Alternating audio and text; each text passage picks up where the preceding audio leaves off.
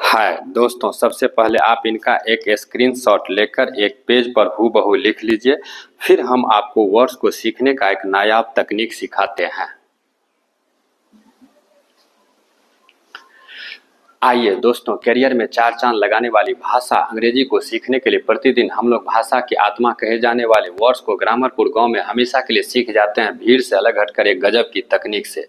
दोस्तों, आज के हम लोगों का वो दो अलग अलग हिंदी वर्ड्स हैं, दशक और महासागरीय भूकंप। दशक और महासागरीय भूकंप, जैसे हिंदी में शतक या 100 वर्षों के समय को इंग्लिश में सेंचुरी कहा जाता है, वैसे ही हिंदी में दशक या 10 वर्षों के समय को इंग्लिश में डिकेड कहा जाता है। ठीक इसी प्रकार से दोस्तों, जैसे धरती पर आए भूकंप को इंग्लिश में अर्थक्वेक कहा जाता है, वैसे ही समंदर में आए भूकंप को इंग्लिश में सुनामी कहा जाता है। यहाँ विशेष ध्यान देने वाली बात यह है कि सुनामी एक जापानी भाषा का शब्द है जिसमें टी लेटर साइलेंट रहता है, मतलब बोलते समय टी लेटर का उच्चारण नहीं किया जाता है, इसीलिए TSUNAMI को सुनामी पढ़ा जाता है, ना कि टी सुनामी पढ़ा जाता है। दोस्तों, डिकेड और सुनामी ये दोनों नाउन्स हैं। अब इनको याद कैसे करेंगे? तो इनको याद करने का विशेष तकनीक है, कई डिकेड्स के बाद सुनामी जैसे आपदा आकर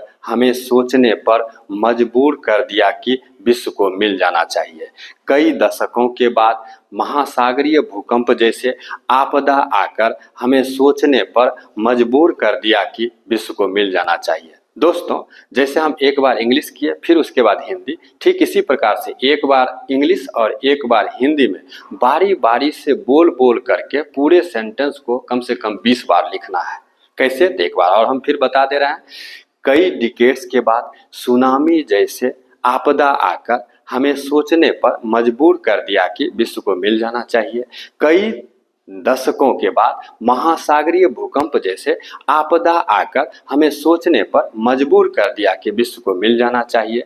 कई डिकेड्स के बाद सुनामी जैसे आपदा आकर हमें सोचने पर मजबूर कर दिया कि विश्व को मिल जाना चाहिए।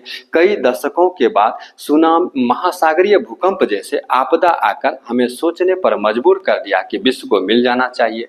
कई डिकेड्स के बाद सुनामी जैसे आपदा आकर हमें सोचने पर मजबूर कर दिया कि विश्व को मिल जाना चाहिए। कई दशकों के बाद महासागरीय भूकंप जैसे आपदा आकर हमें सोचने पर मजबूर कर दिया कि विश्व को मिल जाना चाहिए। दोस्तों, आज बस यही तक। Thanks and take care please.